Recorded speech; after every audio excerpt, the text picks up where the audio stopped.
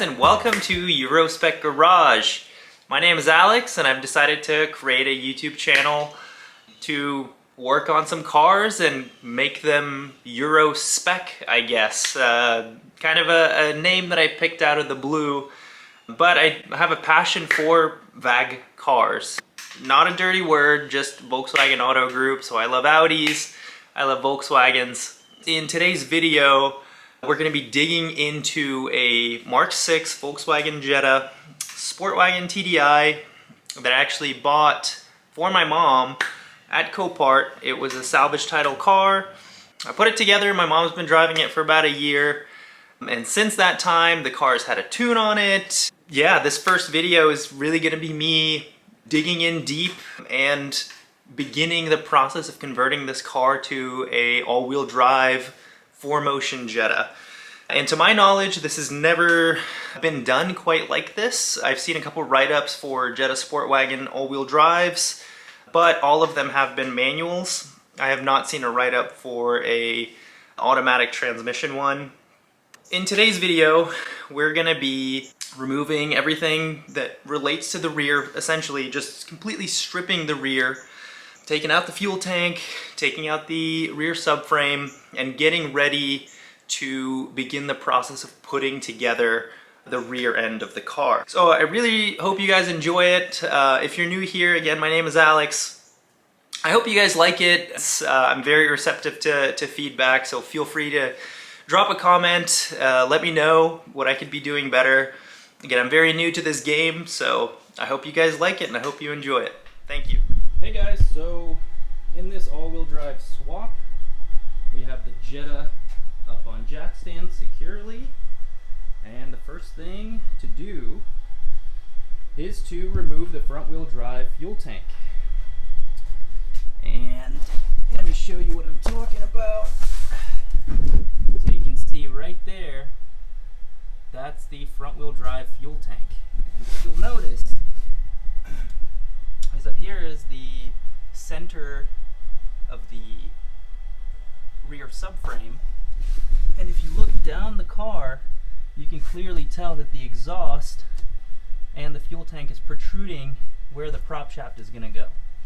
So we're going to install a all-wheel drive fuel tank. But the first thing I want to do is, I don't know if you can see, yeah, you can see that the subframe is actually kinked, not kinked, but it's holding the fuel tank up in place.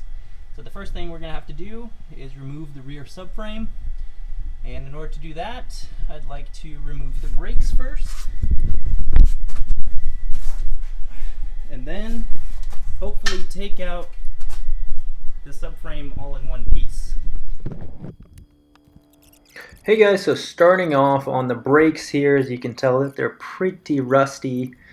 The car did spend some time in the north, so the brakes have seen better days, so it took me quite a while to get them apart and move them out of the way.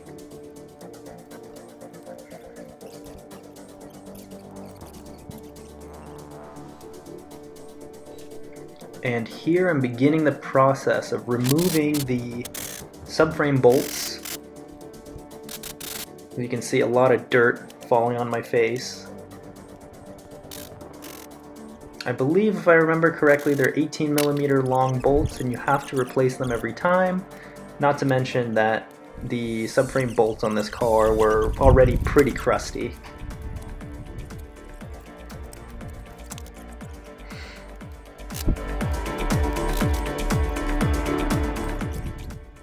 As you can see, I have the subframe supported with a jack stand. Not the most sexy solution, but gets the job done.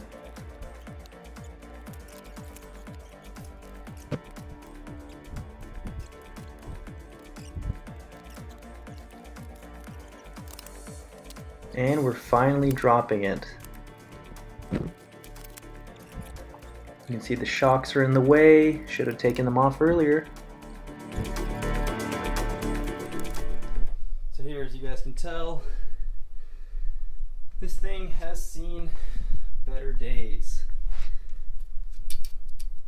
Rust that's already starting to eat away.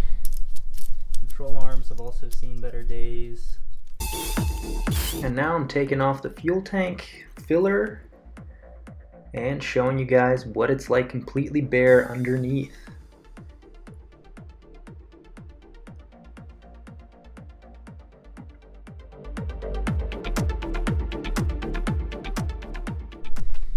So here is the difference between the original front-wheel drive rear subframe and the all-wheel drive rear subframe.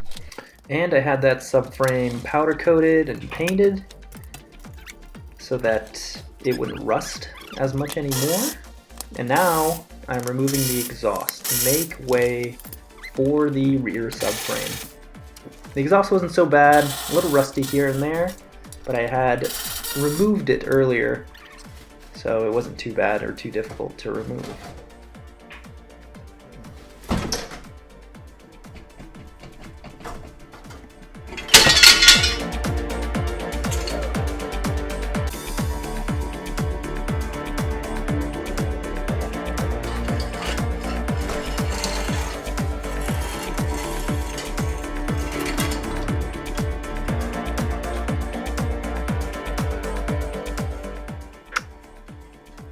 And here I'm removing the heat shield. Again, it's going to be in the way of the new subframe. And I'm putting together the differential into the new Tiguan subframe. It's pretty challenging to put it in myself. As you can see, I had to balance it on the jack there. And what I did is I had started the new subframe bolts until I got it more or less in place and then snugged them up. I didn't tighten them all the way. And you might be wondering why the drive shaft is still there. I had a tough time taking it out, but as you can see, it fits pretty well. There's plenty of clearance behind the spare tire well, and it fits in there just like factory. Now moving on to start putting together the rear hub, the control arms, and everything else. As you can see, I was using my little chair as a support. Relatively simple stuff. Obviously, when I put it together, it was way out of alignment.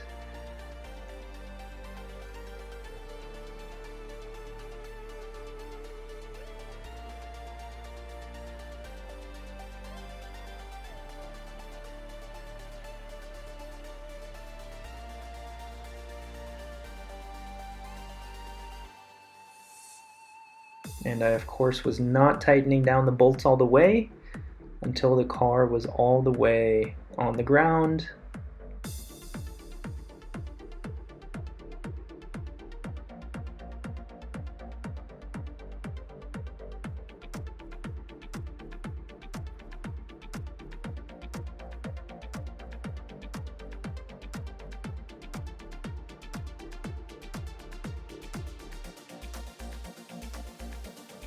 And if you're wondering, I will be replacing those rusty rotors with new ones.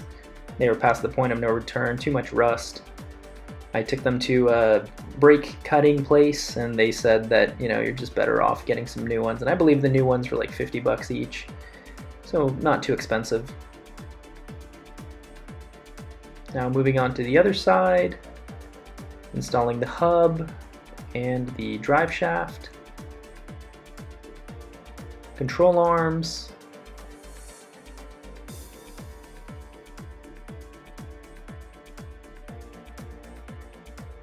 it's amazing how interchangeable a lot of the Volkswagen parts are. And here I went to a junkyard in Houston because the Mark 6 Tiguan fuel tank would not fit into the car. And so I picked up one from an Audi A3 Quattro. And in order to fit it, we had to cut this hole here on the driver's side.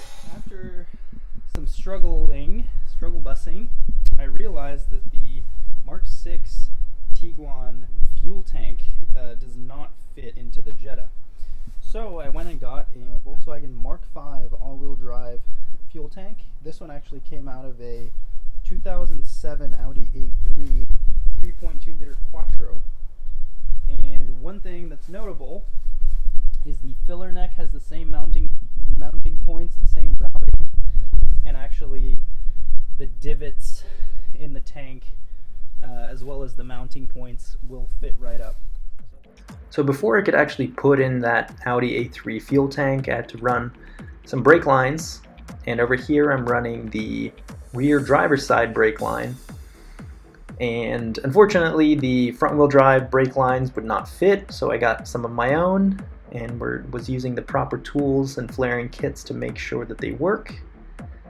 And they work quite well. Not the prettiest thing in the world, but definitely does the job.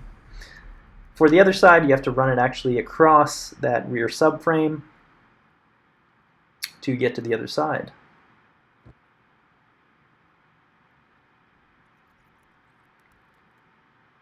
And here, I know it's difficult to see, but I'm putting in the fuel tank finally. And the fuel tank is secured with 2 straps.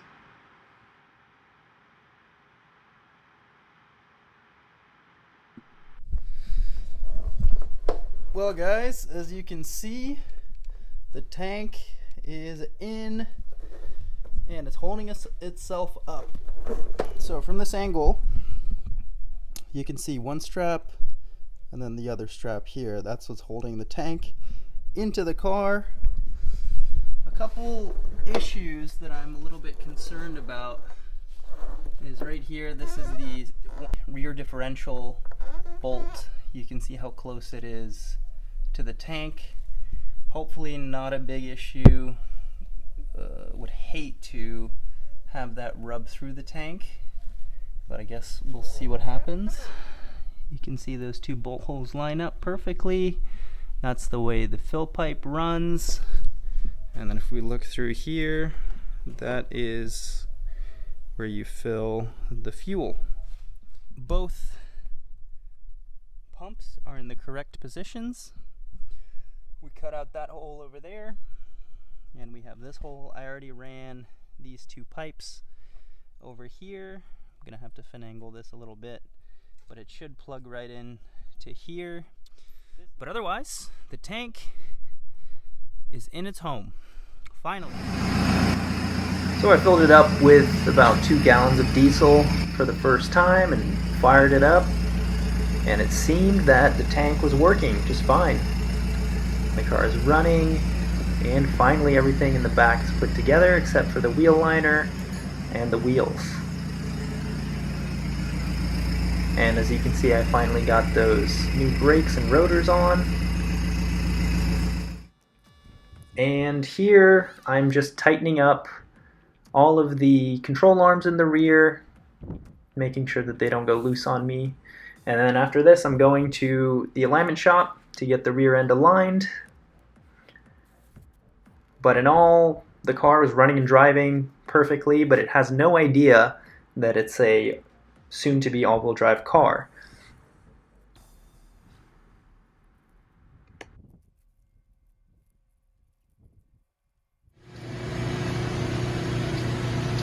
So guys, in this video you saw how we took apart the rear subframe, the fuel tank, the exhaust, and everything else.